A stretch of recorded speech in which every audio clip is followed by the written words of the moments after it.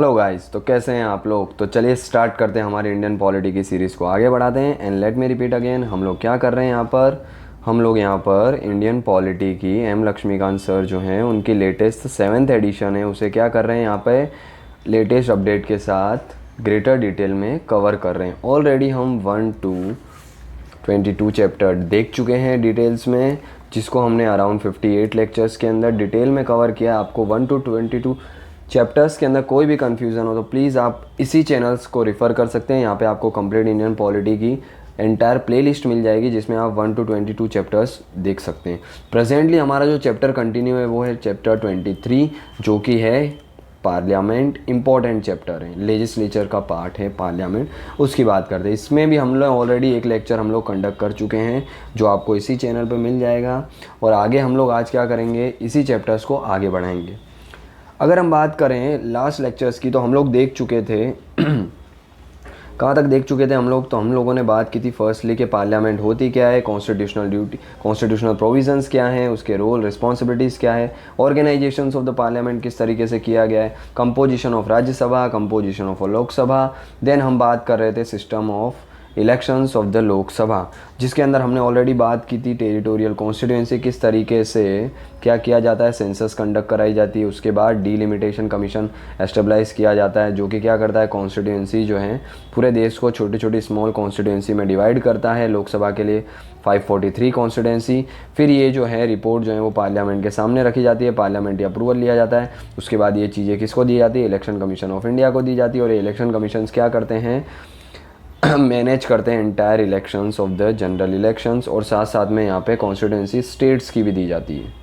तो इस तरीके से ये हमने देखी थी टेरिटोरियल कॉन्स्टिट्यूंसी के अंदर। फिर रीजस्टमेंट आफ्टर द ईच सेशन, हमें पता है सेशन जो है वो जनरली क्या है, हर 10 ईयर्स में हमें देखने को मिलती है। ये चीज़ें भी हमने डिस्कस की थी। और अब जिस टॉपिक्स पे हम लोग आए थे, जहाँ से हमने लेफ्ट आउट किया था, वो था reservation of seat for the SC and STs।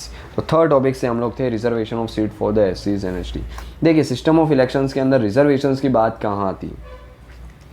Firstly अगर हम बात करें, कॉन्स्टिट्यूशन इनिशियली हमें पता है क्या करता था, कम्युनल रिप्रेजेंटेशन जो है उसको पहले से ही क्या करता है, डिनाई करता है। कम्युनल रिप्रेजेंटेशन का मतलब क्या होता है, तो हमें पता है गवर्नमेंट ऑफ इंडिया एक 1909 है ना, फिर 1919 हम जिसको मोरले-मिंटो रिफॉर्म बोलते हैं, मोंटेग्यू चेम्सफोर्ड रिफॉर्म बोलते हैं, आपने मॉडर्न हिस्ट्री में पढ़ा होगा। यहाँ से क्या है, कम्युनल रिप्रेजेंटेशन की शुरुआत की थी किनने, तो भाई ब्रिटिशर्स ने। इसका मतलब क्या होता है कम्युनल रिप्रेजेंटेशन का, कि भाई अगर मुस्लिम कैंडिडेट जो है वो इलेक्शन कंटेस्ट करेगा तो उसको वोट सिर्फ मुस्लिम पीपल ही डालेंगे, सिटीज़न ही डालेंगे। हिंदू कैंडिडेट है तो उसको सिर्फ हिंदू ही डालेंगे। तो ये सब चीज़ें हैं क्या, धर्म के नाम पे, रिलीजन्स के बेस पे कंट्री को डिवाइड किया जा रहा है। तो इन चीज़ों को हमने क्या किया, एब्रप्टली हमने स्ट्रेट फॉरवर्डली क्या किया, हमारे कॉन्स्टिट्यूशनल मेकर ने इसको डिनाई कर दिया। और इसी के चक्कर में हमें पता है गांधी जी और भीमराव अंबेडकर के बीच में पूना पैक्ट हुआ था। अंबेडकर चाहते थे क्या होना चाहिए, कि कुछ जो है अलग से रिप्रेजेंटेशन मिलनी चाहिए दलित को, पर गांधी जी ने इसे डिनाई किया था। और उसके प्लेस पे क्या दिया था, रिजर्वेशंस का फॉर्मूला गांधी जी ने दिया था, और इसी को पूना पैक्ट बोला जाता है। मॉडर्न हिस्ट्री में देखेंगे इसे। तो देखिए कॉन्स्टिट्यूशन स्टार्टिंग से क्या है, कम्युनल रिप्रेजेंटेशन को तो डिनाई करता है।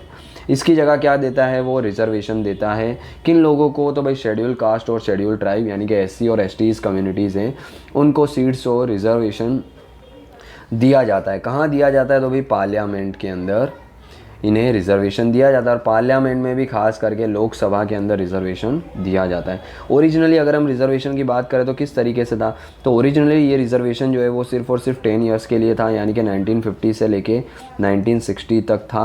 बट क्या किया गया, टाइम टू टाइम जो है इसे इंक्रीज़ किया गया। हर बार 10 ईयर्स के लिए टाइम टू टाइम इसे इंक्रीज़ किया गया। और लेटेस्ट इंक्रीज़ जो है वो किया गया था by the 104th constitutional amendment act 2019 में।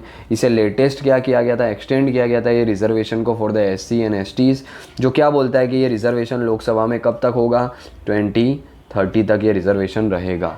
तो रिमेंबर दिस थिंग्स, जो लेटेस्ट जो अमेंडमेंट है जिसके थ्रू ये SC STs के लिए लोकसभा में रिजर्वेशन रखा गया है, according to the proposal of their population. Remember population के अकॉर्डिंग होता है। और ये कब तक है, 2030 तक, यानी कि 2030 तक ये रिजर्वेशन रहने वाला है। उसके बाद फर्दर अगर एक्सटेंड करना होगा, सोसाइटी में इनकी कंडीशन क्या है SC STs की, उसके अकॉर्डिंग अगर करना होगा तो किया जाएगा, अदरवाइज़ पार्लियामेंट के ऊपर डिपेंड करती है चीज़ें। ऑलराइट। तो ये 104th कॉन्स्टिट्यूशनल अमेंडमेंट 2019 में किया गया था, याद रखना है, जिनने क्या किया था, SC/ST के रिजर्वेशन को 2030 तक एक्सटेंड किया था। इसके अलावा कुछ और प्रोविज़न की हम बात करें कि ये जो सीट जो है वो रिजर्व की जाती है SC/STs के लिए, they are elected by the all voter in a constituency. यानी कि देखिए होता क्या है जनरली कि कॉन्स्टिट्यूंसी जो है वो डिवाइड की जाती है, कुछ कॉन्स्टिट्यूंसी जो है वो क्या है रिजर्व होती है किनके लिए, SCs और STs के लिए। इसका मतलब क्या है भाई, SC और ST के कैंडिडेट ही क्या होंगे, उन कॉन्स्टिट्यूंसी से खड़े होंगे इलेक्शन के लिए। बट क्या वोट भी SC/ST डालेंगे? नहीं, वोट तो सभी डालेंगे, उस कॉन्स्टिट्यूंसी के हर एक इंसान को वोट डालना है इनके लिए, पर कैंडिडेट जो होंगे वो SC/STs के होंगे। क्यों? क्योंकि रिजर्वेशन से, इसीलिए। ठीक है, कोई ऐसा सेपरेट इलेक्टोरेट जैसा कॉन्सेप्ट हमने रखा ही नहीं है हमारे कॉन्स्टिट्यूशनल मेकर ने, जो कि ब्रिटिशर्स ने रखा था हमारी कंट्री को डिवाइड करने के लिए। डिवाइड एंड रूल का फॉर्मूला तो आपको पता ही होगा जो ये लोग यूज़ करते थे। साथ ही साथ अ member of the SC and STs हो गया is also not debarred from the contesting a general election.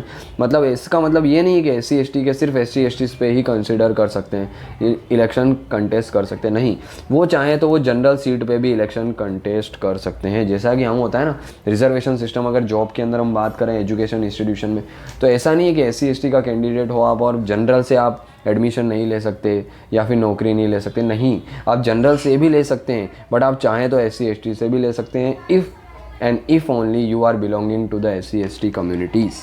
Alright, अगर हम बात करें 84th कॉन्स्टिट्यूशनल अमेंडमेंट एक्ट 2001 के अंदर किया गया था, उसने क्या किया था, ये रिफिक्स किया था the reserve seat on the basis of the census 1991 कि भाई 2001 के अंदर जो अमेंडमेंट किया गया था कॉन्स्टिट्यूशन, वो बोलता था कि हम लोग क्या करेंगे, SC/ST की पॉपुलेशन जो है भाई रिजर्वेशन प्रपोर्शंस के अकॉर्डिंग बोला गया, उनकी पॉपुलेशन कितनी प्रेजेंट है उसके अकॉर्डिंग, तो ये पॉपुलेशन हम लोग किस तरीके से काउंट करेंगे 1991 के सेंसस से। बट इसको वापस से क्या किया गया, रिविजिट किया गया और 87th कॉन्स्टिट्यूशनल अमेंडमेंट एक्ट किया गया। कब किया गया था? 2003 के अंदर किया गया था, जिसने क्या बोला भाई 1991 का सेंसस तो बहुत पुराना हो जाएगा, इसको क्या करो, रिवाइज करके 2001 का करो। यानी कि प्रेजेंटली जो SC/ST की पॉपुलेशन के अकॉर्डिंग उनको रिजर्वेशन दिया जाता है कहाँ पे, लोकसभा में, वो सेंसस 2001 के अकॉर्डिंग दिया जाता है, जो कि फिक्स किसने किया था, 87th कॉन्स्टिट्यूशनल अमेंडमेंट एक्ट 2003 ने। और 84th वाला बोलता था 1991 के सेंसस के अकॉर्डिंग रिजर्वेशन दिया जाएगा SC/ST को, कहाँ पे, लोकसभा में। क्लियर है? तो आई होप आपको चीज़ें समझ आई होगी। टेबल 23.5 के अंदर हमको ये स्टेट वाइज रिजर्वेशन की चीज़ें दी गई है। इसके अलावा एक और नेक्स्ट अगर एस्पेक्ट की बात करें तो first past the post system, ये हम लोग सिस्टम का यूज़ करते हैं किसके लिए, लोकसभा के इलेक्शंस के लिए, लेजिस्लेटिव असेंबली के इलेक्शंस के लिए हम लोग क्या करते हैं, first past the post system का यूज़ करते हैं स्टेट और सेंट्रल लेवल पे। देखिए कॉन्स्टिट्यूशन जो है उसने एडॉप्ट किया था क्या, system of proportional representation system. कहाँ पे, इन केस ऑफ राज्यसभा के इलेक्शन हो, प्रेसिडेंट के हो, वाइस प्रेसिडेंट के हो, तो इनके लिए क्या है, अभी भी हम लोग क्या यूज़ करते हैं, प्रोपोर्शनल रिप्रेजेंटेशन सिस्टम। बट जब लोकसभा लेजिस्लेटिव असेंबली की बात आती है तो हम लोग क्या करते हैं, FPPS यानी कि first past the post system का यूज़ करते हैं। होता क्या है कि under the territorial representation every member of the legislature represent a geographical area known as the constituency. हमने इसमें भी बात किया था कॉन्स्टिट्यूंसी होती क्या है भाई, पूरे देश को छोटे छोटे पार्ट में डिवाइड किया जाता है as per the population of the particular area, और हर एक पार्ट को बोला जाता है कॉन्स्टिट्यूंसी। हर एक कॉन्स्टिट्यूंसी से क्या देखने को मिलता है हमको, हर एक कॉन्स्टिट्यूंसी से एक मेंबर जो है जिसको हम मेंबर ऑफ पार्लियामेंट्स बोलते हैं वो क्या होगा, इलेक्ट होके आता है। और ये इसीलिए हम इस कॉन्स्टिट्यूंसी को क्या बोला जाता है, सिंगल मेंबर कॉन्स्टिट्यूंसी भी कहा जाता है। इस टाइप के सिस्टम के अंदर यानी कि first past the post system के अंदर a candidate who secure the majority of the vote is declare the elected, ऐसा माना जाता है। हमें भी पता है जब भी इलेक्शंस होते हैं हमारे यहाँ पे, लेजिस्लेटिव असेंबली के हो या जनरल इलेक्शन हो लोकसभा के, तो जिस कैंडिडेट ने क्या किया, सबसे ज़्यादा मेजोरिटी वोट ली, भले वो फिर 20% हो 21% हो, मैटर नहीं करता, क्योंकि 20 और 21% का मतलब क्या हुआ कि भाई 80% लोगों ने उसके अगेंस्ट में वोट किया है, वो नहीं चाहते कि ये कैंडिडेट जीते, बट क्योंकि इस कैंडिडेट के पास सबसे हाईएस्ट वोट है, दूसरे कैंडिडेट हो सकता है 10% हो, 11% हो, 12% हो, 15% हो, पर हाईएस्ट 20% है इसके बाद। इसका मतलब according to first past the post system this candidate will be declare as the winner. Of this particular constituency. तो ये सिंपल मेजोरिटी का सिस्टम है, ये रिप्रेजेंट क्या नहीं करता है, does not represent the whole electorate. क्योंकि ऑब्वियसली फॉर एग्जांपल हम समझे 20% वोट मिले और ये जीत चुका है, क्योंकि हाईएस्ट वोट इसी को मिले। दूसरे हैं 15% वाले, 18% वाले, 19% वाले, क्योंकि उनको हाईएस्ट नहीं मिले इसीलिए वो हार गए। तो हम बोल सकते हैं कि 20% रिप्रेजेंट कर रहा है इंटायर कॉन्स्टिट्यूएंसी के पॉपुलेशन को, नहीं, 80% ने तो अपोज में वोट किया ना यार। इसीलिए बोला जाता है first past the post system क्या है, एंटायरिटी के अंदर रिप्रेजेंट नहीं करता है होल इलेक्टोरेट को। इन द अदर वर्ड हम बोल सकते हैं does not secure the due representations of the minority, यानी कि स्मॉल ग्रुप को रिप्रेजेंट नहीं करता है।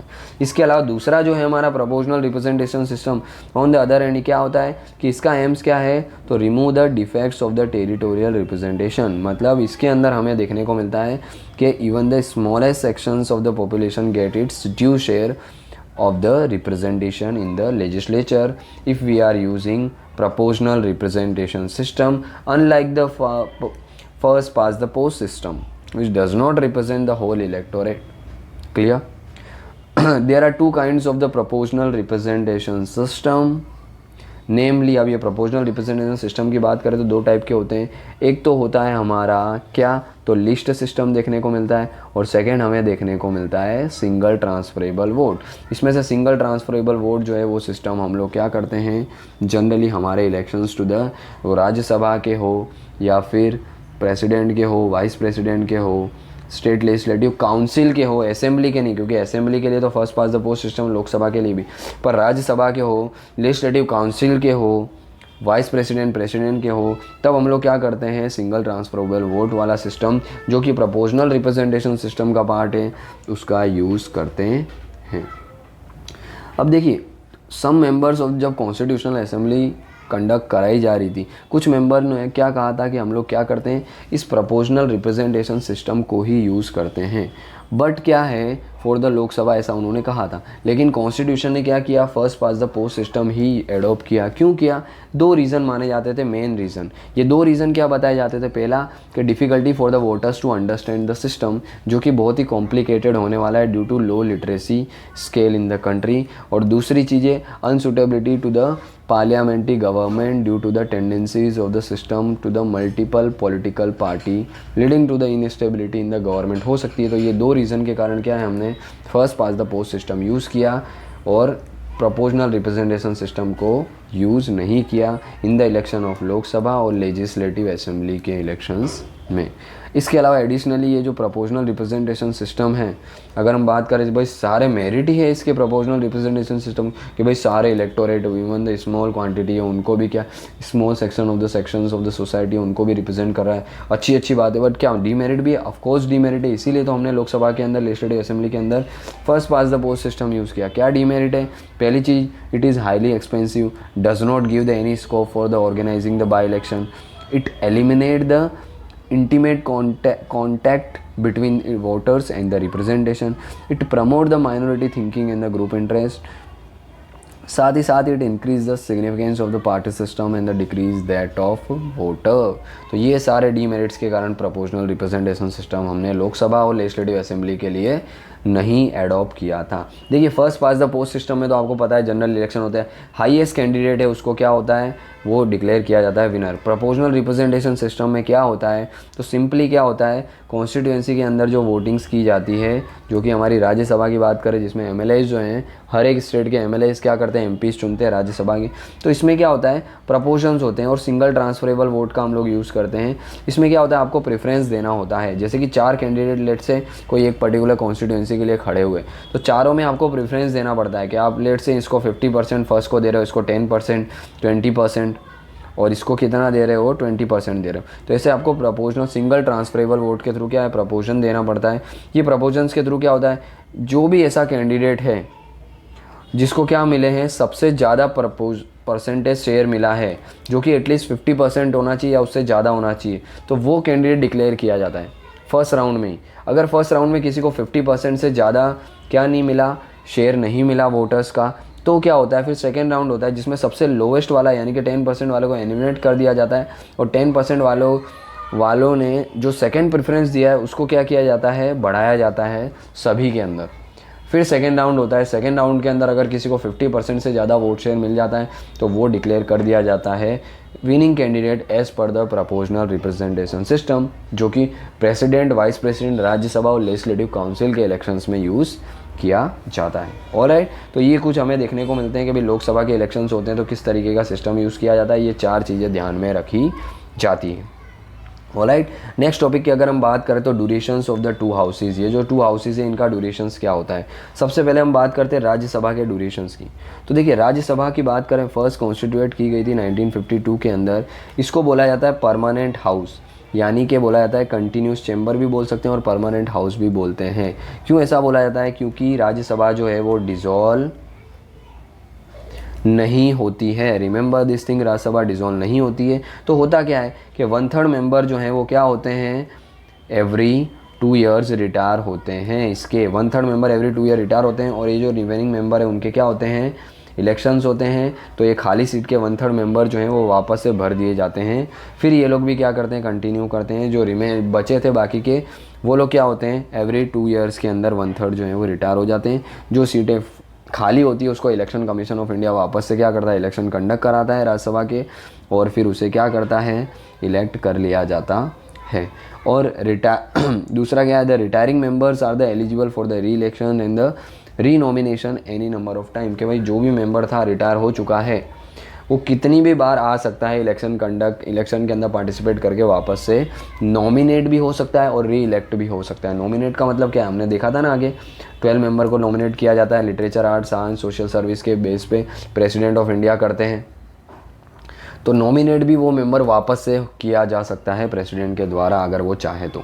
इसके अलावा बात करते हैं कि द कॉन्स्टिट्यूशन ने जो है ये फिक्स नहीं किया था term of office of the member of the Rajya Sabha, कि भाई ये जो राज्यसभा के मेंबर है 1/3 हर 2 ईयर में क्या होंगे, रिटायर होंगे। तो इसकी रिस्पॉन्सिबिलिटी कॉन्स्टिट्यूशन ने किसको दी थी, पार्लियामेंट को दी थी। पार्लियामेंट ने अकॉर्डिंगली एक्ट बनाया था जिसको हम बोलते हैं representation of people act of 1951। 2 representation of people act है, representation of people act of 1950 और representation of people act 1951। 50 generally voters के लिए यानी कि हम लोगों के लिए बात करता है, 51 जनरली जो कंटेस्टर्स है, जो इलेक्शन कंटेस्ट कर रहे हैं उनके लिए बात करता है। तो पार्लियामेंट ने रिप्रेजेंटेशन ऑफ पीपल एक्ट 1951 लेके आई थी, जिसके अंदर उन्होंने क्या किया था, term of office of the member of अ राज्यसभा जो है उसको क्या किया था, फिक्स किया था, जो कि 6 ईयर है। ऑब्वियसली देखो 1/3 मेंबर रिटायर हो रहे हैं एवरी 2 ईयर में। 1/3 का मतलब क्या हुआ, 33.33% हुआ। फिर 33.33% क्या होंगे नेक्स्ट 2 ईयर के अंदर, यानी कि 4 साल इधर हो गए। रिमेनिंग लास्ट 33.33% 2 ईयर्स में और रिटायर होंगे। तो 2 ईयर्स में 33%, फिर 2 ईयर्स में 33, फिर 2 ईयर्स में 33, यानी कि 100% रिटायर होने के लिए 6 ईयर्स लगेंगे। तो हम बोल सकते हैं राज्यसभा के मेंबर्स का टर्म क्या होता है, टर्म ऑफ ऑफिस टेन्योर क्या होता है, हम बोल सकते हैं 6 ईयर, जो कि पार्लियामेंट ने फिक्स किया है कब, under the representation of people act 1951 के अंदर। ऑलराइट, तो ऐसा हम बोल सकते हैं। साथ ही साथ ये चीज़ें जो हैं वो ऑल्सो एम्पावर करता है the president of India to curtail the term of the member to chosen in the first Rajya Sabha. अब देखिए फर्स्ट राज्यसभा चूज़ की गई थी 1951-52 के अंदर, हमें पता है फर्स्ट राज्यसभा कंस्टिट्यूट की गई थी फर्स्ट बेच। तो वहाँ पे कैसे डिसाइड हुआ कि भाई 2 साल के अंदर रिटायर होना है, डन है। अब 2 साल के अंदर किन को रिटायर किया जाए, क्योंकि रिटायर तो वही होंगे जिन्होंने अपना 6 ईयर्स का टेन्योर पूरा कर लिया होगा। अभी हमने देखा RP act, representation of people act of 1951 के अंदर बोला गया 6 ईयर्स का टेन्योर होना चाहिए राज्यसभा के मेंबर का, क्योंकि 1/3 रिटायर हो रहे हैं एवरी 2 ईयर। तो ऑब्वियसली क्या किया गया था, फर्स्ट बेच को रिटायर करने के लिए किसका यूज़ किया गया था भाई, लॉटरी सिस्टम का यूज़ किया गया था। जिसकी लॉटरी आई उसे क्या किया गया था, रिटायर कर दिया गया था। उसके बाद तो चीज़ें क्या हो गई, बैलेंस आउट हो गई और उसके बाद से चीज़ें इस तरीके से चली आ रही है, 6 ईयर्स के अंदर रिटायर हो रहे हैं वो। तो फर्स्ट याद रखना, लॉटरी सिस्टम का यूज़ किया गया था फर्स्ट राज्यसभा के अंदर, जो कि 1952 के अंदर कॉन्स्टिट्यूट की गई थी। तो ये हमें ड्यूरेशन देखने को मिलती है किसकी, राज्यसभा की। अब हम बात करते हैं ड्यूरेशन ऑफ अ लोकसभा। तो देखिए ड्यूरेशन ऑफ लोकसभा की हम बात करते हैं, हम सभी को पता है 5 ईयर्स का ड्यूरेशन देखने को मिलता है। परमानेंट हाउस लोकसभा जो है वो नहीं है, ये भी है। फर्स्ट मीटिंग की बात करें हम कि भाई फर्स्ट मीटिंग होती है, वहाँ से first meeting of the Lok Sabha देखने को मिलती है आफ्टर द जनरल इलेक्शन। उसके 5 ईयर्स तक क्या रहती है, लोकसभा जो है सेशन में रहती है। उसके बाद ये क्या हो जाती है, ऑटोमेटिकली डिसॉल्व हो जाती है। क्या इसका मतलब 5 साल पूरी रहेगी, नहीं।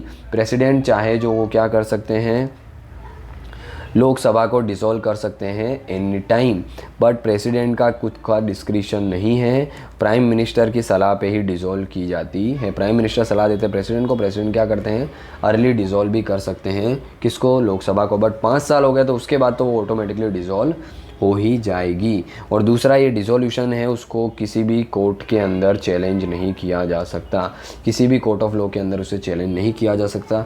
साथ ही साथ further the term of the Lok Sabha can be extended during the period of national emergency by an law of a parliament for 1 year at a time for any length of a time. हमने बात की थी जब हम national emergency की बात कर रहे थे भाई, पार्लियामेंट जो है उसके अंदर लोकसभा का ड्यूरेशन क्या किया जा सकता है, during the time of national emergency 1 year at a time बढ़ाया जा सकता है, और इसका कोई फिक्स टाइम लिमिट नहीं है। नेशनल इमरजेंसी कंटिन्यू तो 1 year एट अ टाइम करके आप कितने भी नंबर ऑफ टाइम तक बढ़ा सकते हैं। However, this extension cannot continue beyond a period of 6 months after the emergency has ceases to operate। अगर इमरजेंसी सीज़ हो गई है कि अब इमरजेंसी ख़त्म हो चुकी है तो उसके 6 months के बियॉन्ड जो हैं ये लोकसभा का टेन्योर जो है वो एक्सटेंड नहीं किया जा सकता। तो इमरजेंसी है तब तक 1 year तक एक्सटेंड कर लो, बट इमरजेंसी ख़त्म हो गई इस पॉइंट पे तो उसके 6 months के बाद 6 month मैक्सिमम ड्यूरेशन, उसके आगे इसको नहीं एक्सटेंड किया जा सकता। क्या, लोकसभा का टेन्योर। टेबल नंबर 23.6 के अंदर आपको क्या दिया गया है, ड्यूरेशन ऑफ अ लोकसभा दी गई है। प्रेजेंट लोकसभा, फर्स्ट लोकसभा से लेके प्रेजेंट लोकसभा तक। ऑलराइट, तो क्लियर है आप सभी को। आई होप आपको ड्यूरेशन क्लियर हुआ होगा लोकसभा का और राज्यसभा का। अब हम कुछ बात करते हैं मेंबरशिप ऑफ द पार्लियामेंट क्या होती है, उनकी क्वालिफिकेशन, डिसक्वालिफिकेशन, सीट्स को वेकेट किस तरीके से किया जा सकता है, डबल मेंबरशिप क्या होती है, disqualification, resignation, absence, other cases, oath and affirmation, salary and the allowances क्या क्या है, हम लोग क्या करते हैं, डिस्कस करते हैं जितना हम कर सकते हैं इस लेक्चर में। सबसे पहले हम बात करते हैं क्वालिफिकेशंस की। ऑलराइट, तो सबसे पहले अगर हम बात करें क्वालिफिकेशंस की तो देखिए क्वालिफिकेशंस की बात करें तो क्वालिफिकेशंस क्या है, तो कॉन्स्टिट्यूशन ने 2 टाइप की क्वालिफिकेशन दी है। अगर आप चाहते हो क्या बनना, मेंबर ऑफ पार्लियामेंट बनना चाहते हो या लोकसभा के या फिर राज्यसभा के, तो ये 2 क्वालिफिकेशंस आपकी होनी ही चाहिए। पहली चीज़ तो यूनिवर्सल क्वालिफिकेशन है, that is the citizen of India, यानी कि आपको भारत का नागरिक होना होगा। भारत के नागरिक को ही ये सब एमपी की या फिर कोई भी कॉन्स्टिट्यूशनल पोस्ट हो अगर आपको अचीव करनी है तो भारत के नागरिक के लिए ही है, फॉरेन सिटीजन्स के लिए कोई भी कॉन्स्टिट्यूशनल पोस्ट नहीं है।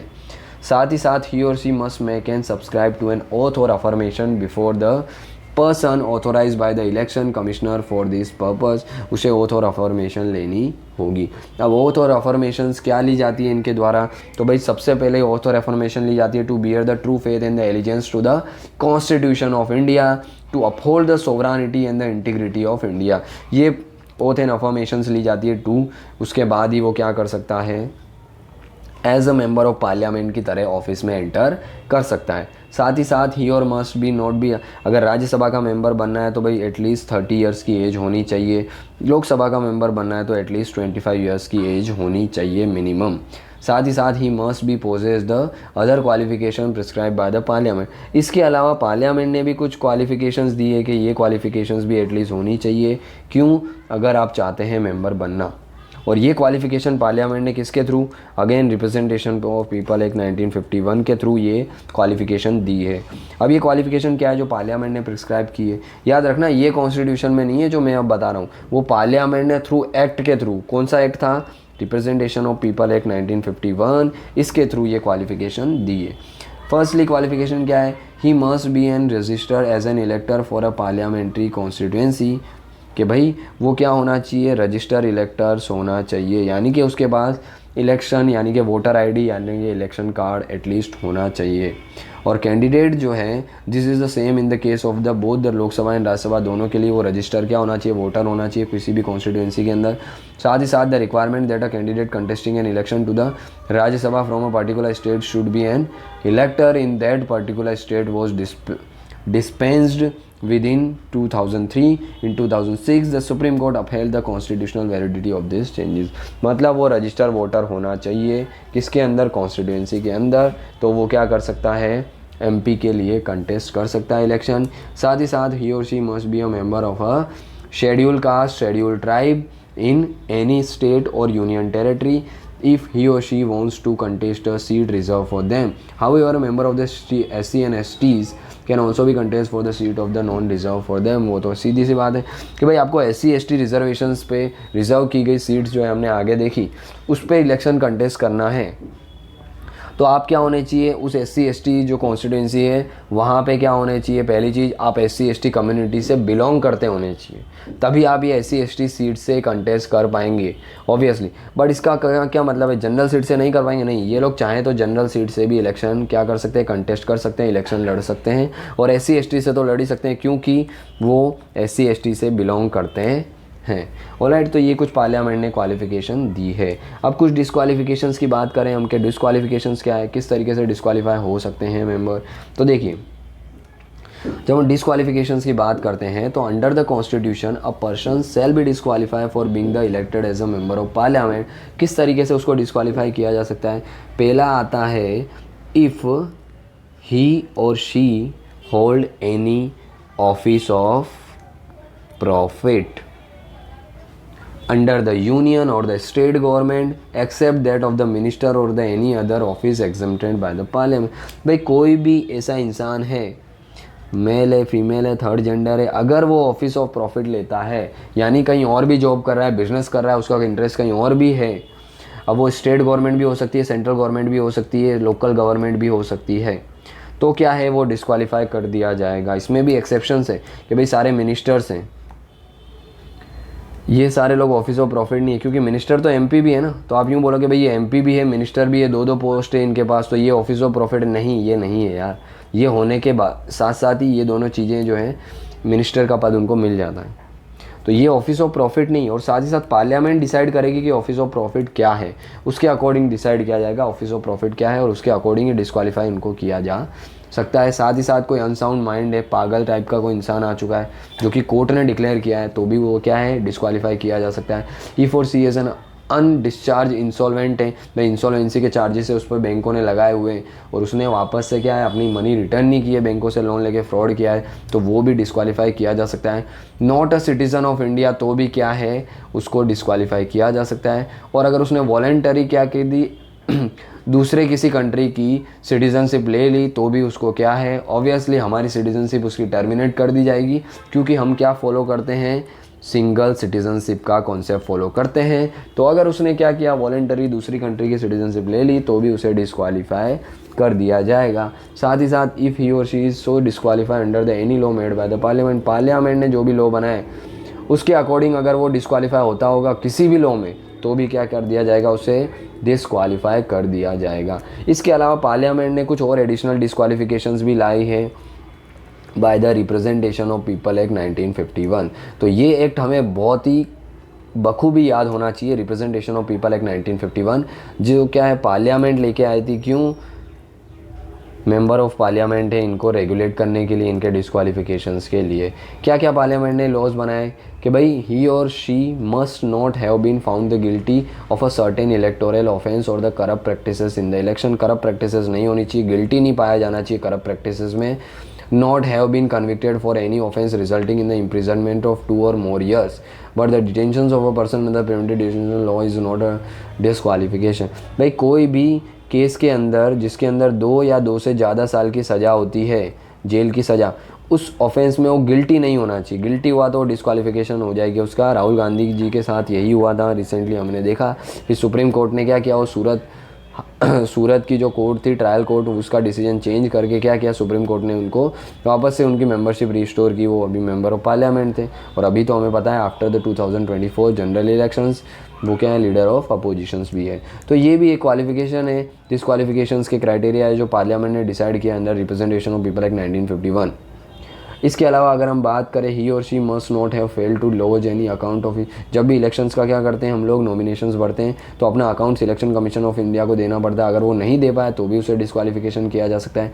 कोई भी उसका एनी इंटरेस्ट है, गवर्नमेंट कॉन्ट्रैक्ट वर्कर्स और सर्विस में कोई इंटरेस्ट नहीं होना चाहिए। अगर होगा इंटरेस्ट, एंड करते हैं ना, कॉन्ट्रैक्ट किसको दे देते हैं, अपने पहचान वालों को, अपने दोस्तों को कॉन्ट्रैक्ट दे दिया। बड़े बड़े कॉन्ट्रैक्ट है गवर्नमेंट के होते हैं, है ना, बड़े बड़े इंफ्रास्ट्रक्चर डेवलपमेंट के। अगर उसमें कोई इंटरेस्ट पाया गया तो भी वो डिस्क्वालीफाई कर दिया जा सकता है। साथ ही साथ he must should not be a director और द मैनेजिंग एजेंट और nor hold any office of profit in the corporations in which the government has at least 25% share. तो गवर्नमेंट का एटलीस्ट 25% शेयर ऐसे कोई भी कॉर्पोरेशन में managing director ऐसी कोई पोस्ट होल्ड नहीं करता होना चाहिए। साथ ही साथ ही और she must not have been dismiss for the government service for the corruption or the disloyalty of the state. अगर वो डिसलॉयल्टी के और करप्शन के चार्जेस में अगर डिसमिस कर दिया गया तो वो भी होल्ड नहीं कर सकता किसकी पोस्ट, एमपी की पोस्ट। साथ ही साथ ही और she must not have been convicted for the promoting the enmity between the different group or the offences of the bribery के केसेस उस पर नहीं होने चाहिए।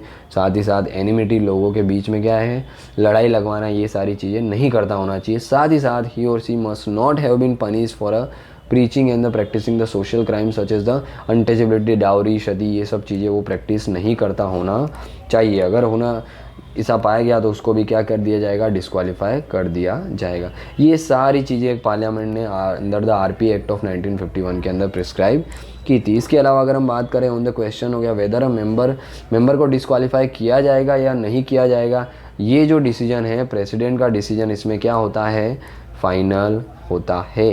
हाउएवर इन चीज़ों को क्या है, he or she should obtain the opinion of the election commission and act accordingly। भाई प्रेसिडेंट ऐसे डिस्क्वालीफाई नहीं कर देंगे, उन्हें इलेक्शन कमीशन का ओपिनियन लेना पड़ेगा और इलेक्शन कमीशन जो ओपिनियन देगा उसके अकॉर्डिंग ही प्रेसिडेंट को क्या करना पड़ेगा, एक्शन लेना पड़ेगा on the subject of disqualifications of the members.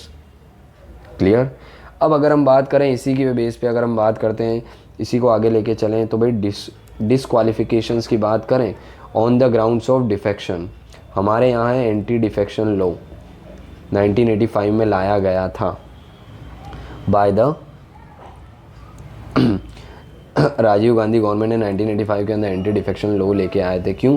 क्योंकि बहुत सारे डिस्क्वालिफिकेशंस हो रहे थे, बहुत सारे लोग क्या कर रहे थे, एक पार्टी से कंटेस्ट करके इलेक्शंस आए और दूसरी पार्टी में जुड़ गए आफ्टर द इलेक्शंस, है ना। इलेक्शन होने के बाद वो जीते और एक पार्टी छोड़ के दूसरी पार्टी, दूसरी से तीसरी, तीसरी से वापस पहली। तो इन चीज़ों से क्या हो रहा था, गवर्नमेंट अफेक्ट हो रही थी, गवर्नमेंट सरकारें क्या हो रही थी नो कॉन्फिडेंस मोशन आ रहे थे और सरकारें गिर रही थी। इसीलिए एंटी डिफेक्शन लॉ लाया गया 1985 में और क्या किया गया, 10th शेड्यूल ऐड किया गया हमारे कॉन्स्टिट्यूशन में, जिसको में इसे रखा गया।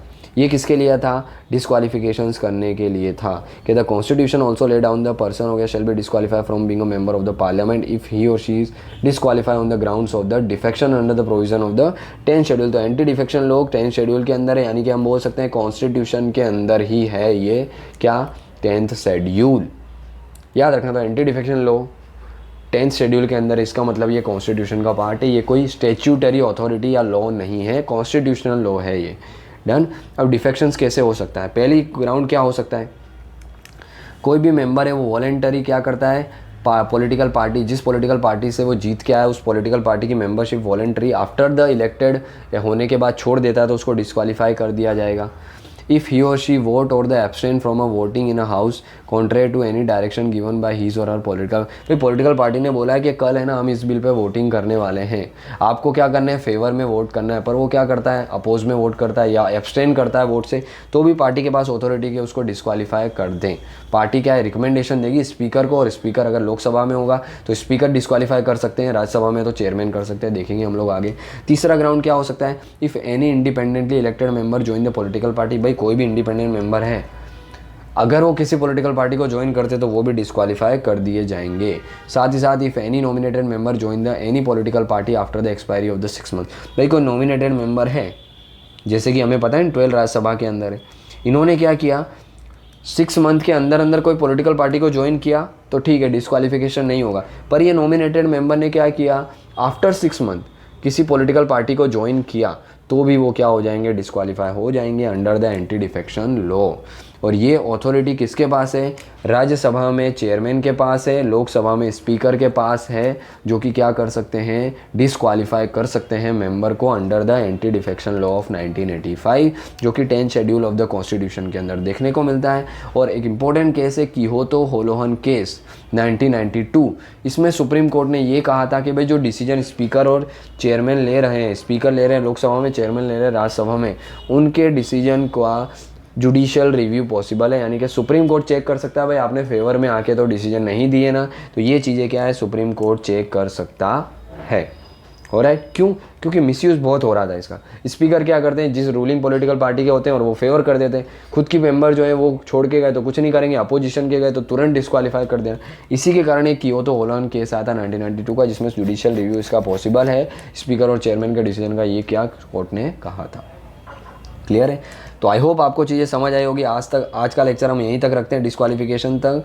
नेक्स्ट लेक्चर के अंदर हम ये सारे टॉपिक्स कवर करेंगे डिटेल में। तो आई होप आपको चीज़ें समझ आई होगी, जो चीज़ें आज हमने डिस्कस की।